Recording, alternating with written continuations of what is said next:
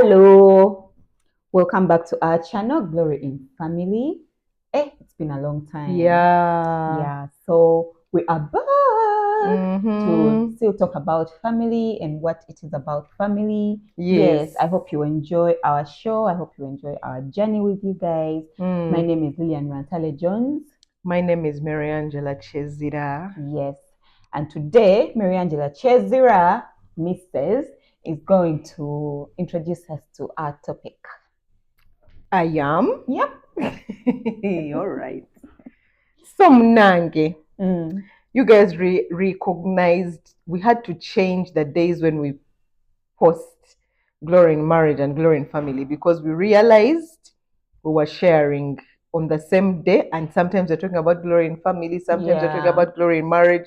So we just said, let's give Glory in Marriage its own day and Glory in Family its own day, so that people who are they know what they are coming for when they see the video. So today it's Glory in Family, like she has said. But today we want to lay a foundation, a clear understanding of what we are talking about when we say family.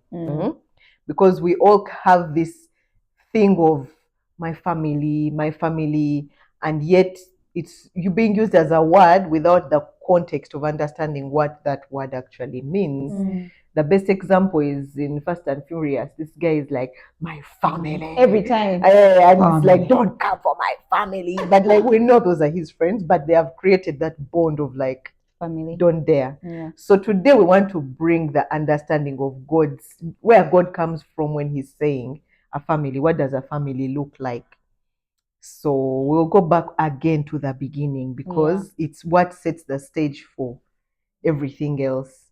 And the first family we see is the family of God, the Spirit of God, and God the Father, and God the Son. Because when God says, let there be light, we know that John says that the light was the Son of God. So again, in the very beginning, there was the Spirit of God hovering, there was the light, which was the Son, and then there was the Father who was creating. And then we'll see later, he's like, let's make man like us. So making man like us wasn't just about looking like us, but having characters like us, doing things the way we do. We are a family, so we are making man and we are making him into a family. And it's very clear when he makes Adam, he's like, it's not good for Adam to be alone because he was not alone in the creation journey. So he needed Adam also to have someone. And he gave Adam Eve.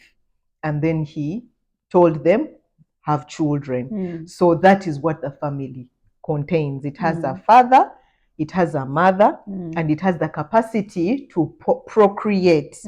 And by procreating, we mean from the womb. We're not talking about test tubes or whatever the case. We're talking about from two people coming together and creating, right? And so because we know it has to be man and woman creating a family, a man and a man cannot create a family. A woman and a woman cannot create a family. You may go around the process and do things a certain way and have a baby. That is not the family that God is talking about. And also single parents, like single father, single mother. Yes, it's a family, but it's an incomplete family. Because in God's eyes, a full family contains of a man, woman, and then the rest of everyone else who's supposed to be there. And this concept is played out even in church. We have spiritual fathers, spiritual mothers, and spiritual children. You won't find a spiritual man and a spiritual father having spiritual children. It cannot work. It doesn't happen. It's not real. God himself, Jesus said, in the beginning, God made them male and female, and they two become one, and they produce a child. There's a fruit from the union. So that is the heart. When we say family, that's what we are talking about. So I want to go back on what you said about God and the Spirit and the Son, because I know someone will argue your case that God was alone when he was creating, and they will also give you the scripture. But then when you go to Proverbs, because most of the time we want to go to Genesis to bring out the core of it.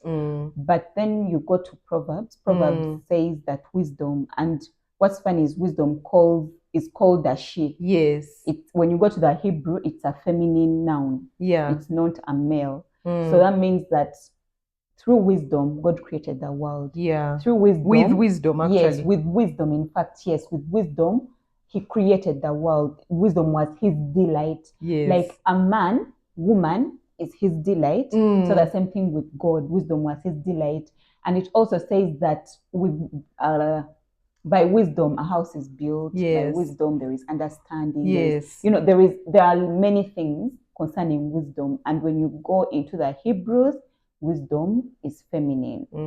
Yes, so I've argued your case for you. Thank you very actually, much. to even argue your case much further, there is a spirit of wisdom that is part of the Holy Spirit. Yes. It's called the spirit of wisdom. It's in Isaiah 11:1, that wisdom is not some aspect of God's mind. Yeah. It's a separate being from God, and is a she. Yeah. It also says in Proverbs that wisdom has built a table. Yes. She has laid down the table. Yes. She has prepared a meal. And what's the purpose of a woman? She does that. That's what she does. But that's not what we are going to talk about now. Today. So that means that a man cannot build a family alone.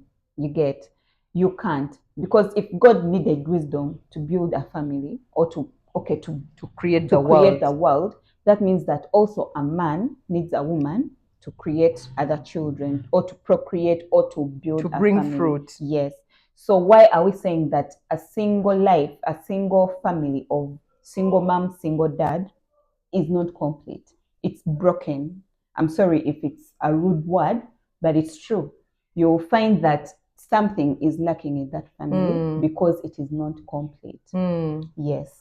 And actually, to even add to that, it's not that it's like it may not be your fault that thing is happening, but just the fact that it has happened doesn't mean you should be like, me, I don't care. Let me move on with my life. And also, some of you are like, but we are many people in our family. Does that mean we are not family? The root, the foundation still has to have a man, a woman. Yeah. To build.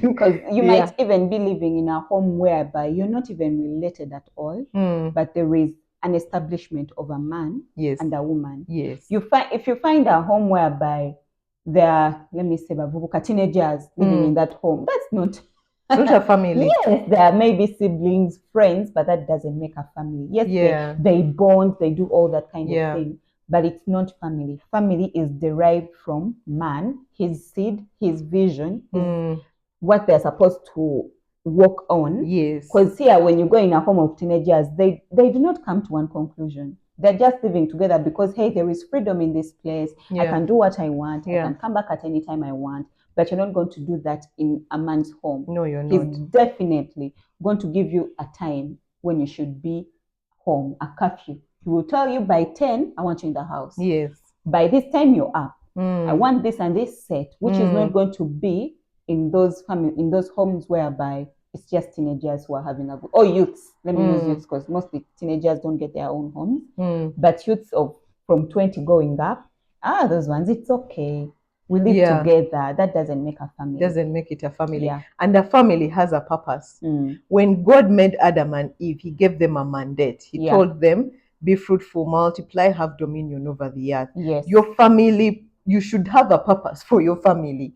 Right now in this day and age, we think any people who come together and have kids have a family. But to what point? Yeah. What's the purpose?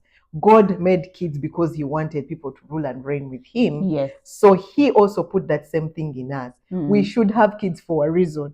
Every man who builds a home, he knows he's leading his family somewhere. Yeah. His children are for something. They are not for the sake of having kids. And right now, people are having kids for the sake of having kids without understanding that there must be a reason why you're having this person, why you're coming together. Yes. And people think that when you come together and you're living together, then we have children, then it's okay, it's a family. It's where are you taking these children? Because they're supposed to carry on the vision of the family and And keep running with it. But if you yourself, you're just having a family for the sake of family, you're just running around in circles and you're doing nothing. Yeah. And there's not enough conversation about why do we have families? What's the point? What's the point of having families? You've said something about fruit, eh? And I think I've got a vision of why God tells us to be fruitful. Remember when Jesus was walking and saw that fig tree that was not producing fruit, and he cursed it? Yeah. Because it was not producing fruit. Remember, fruits are babies of the trees. Yes. So there are some plants we have at home that produced fruit. So my friend was like, hey, I didn't know these things produce fruit. So I wanted to tell her, okay, the conversation didn't continue because we were sidetracked, but I wanted to tell her that every plant has to produce fruit. That's why Jesus cursed the fig tree. And he told it, if you're not being fruitful, I have no use for you. Yes. So the same thing with family. However much you're living together, but you're not fruitful, God does not recognize you. You're cut off. You're cut off from his family because you're not producing. He's not telling you, you're not doing what he sent you to do. God sent us to be fruitful, unless things have just failed, but you have to be fruitful somehow. So if I am just me and my husband and we're just enjoying life, aren't we having a family? No, don't misunderstand, please. That is okay. That's, if I say fruitful, I don't mean you have to have your own children. Oh, okay. No, that's not what I'm saying. Okay. Grow. You get what I'm saying? Grow in the word. Grow other people. That's why I say that family does not only include you and your biological children, because some people don't have their biological children, but they have other people they are growing. That's why you're going to find the spiritual fathers, the spiritual mothers, that those people who have orphanages because they want to be fruitful. So I feel like the point here is to put yourself in someone else and multiply yourself in someone else. So whatever God has given you in someone else. And family is the place where that happens. Yes. But there must be those core pillars that we have talked about. And then from there, you go and you multiply, meaning you have to leave impact. Yes. There has to be impact with your family that you have brought. You don't just, let me say you don't have your child, you don't have children, but then there are some people who need a mother love. You get, and then you meet them, you walk away. You get, you're not being fruitful. You've not sowed your seed. When I was searching, I saw that family is also seed, and that seed is from the man. So that means that if your husband has sowed the seed in you, you have to go and multiply it. So it doesn't matter whether you do not have your own children. I am not talking about that. Okay. I am talking about the seed that is in your heart that you're going to go and pour out to others, so that those others can also pour out in others.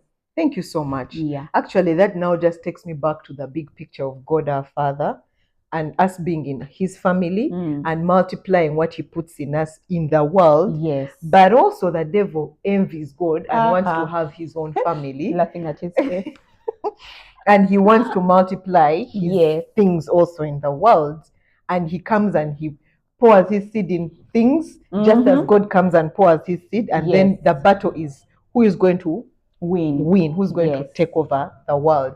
And that's why it's crucial as Christians to multiply the seed God has given us so we conquer the world. You know, like how God told the Israelites to go and take the land. We go and we take. Now you become bold in the things you're taking. That's what family does. It boldens you to go and take the territory that is yours. And the root of even the family we are talking about, it's God. If God is not the foundation of your family, it's going to crumble. It's not going to work. It has to be God who is showing you, okay, now you as my people, go take this place. You as my people, go take this place. So a family has to have a united vision. Yes. There is no family where you see me, my vision is there, or my husband's vision is there, and my kids, where are you taking? How are you taking it? How you telling me? That's why they use a tree. They say family tree because it's one trunk like this with roots. So the person down there is the one holding this whole thing. And actually, yes, so when you pour out in them, then they start branching off. But they all produce the same fruit. Yes. You're not going to have a tree that has apples this side, mangoes the other side. Oh, look, these are oranges. Wow. Yes. Those are vegetables. A characteristic of a family is that they have the same vision. Exactly. And I would take us back to the example I started with of Vin Diesel. Yes, they were not related by blood, but they had the same vision. He was their father, and his person was their mother, and then they had all these kids. They all had a vision they were working towards as a family. So you can't be a family and they never did anything alone. They always, even when this person is taken, they make sure they go to bring them back. They fought for each other. So that's the same thing with family. So if you're thinking wait. Pause. I'm sorry. It's okay. The best example for this is Jesus Christ dying for us on the cross. When God took us and God was like, these are my kids. I will pay any price to get them back. That is family. That's what family does. You're working to always come back, bring together. Back your people. Not this, oh, we are siblings, but guess what? We have our issues. Like the other one with your you're life. not family. However much you're blood related, but you're not family. You get what we are saying? Yes. Let me give the example of Jesus when they tell him his brothers and mother and sisters are here. He says that his brothers and sisters are those that are in line with him. The will of his father. Yes, the will of his father. But it didn't mean that he's denouncing. You get? He was not denouncing his biological mom or these guys. It's just that he wanted to show you what family is to him. It's when you have one vision. And for his vision, it was the will of his father. So when you see, however much the Pharisees loved God and they did all his laws, they were never his family. That's why he was always offensive towards them, calling them vipers, calling them beasts, calling them children of the devil. Yes. All those kinds of things because they didn't have the same vision. And so family is same characteristics of to know you that in family you have the same vision. So to conclude all of this, we need to understand that a family has a father, has a mother, and it has children. Because the children produce seed and they push the vision of the family. And we are now, next week, we are going to talk about the roles that different people play in a family. Because you may wonder, what's the point? Like, why, okay, so we don't have this. Why must we have these three people? It's because everyone has a role that they play. They're even forcing things, not knowing what's wrong. So we are going to break down the roles of each one of those characters in the family so that you better understand why the family looks the way we are saying it looks. Oh, exciting. Now you want to keep going. Thank you guys so much for watching. I pray that this has actually made sense. If it hasn't, please don't feel shy. Tell us in the comments. Tell us everything so we can clarify. We are here to help you understand what God is saying. Bye.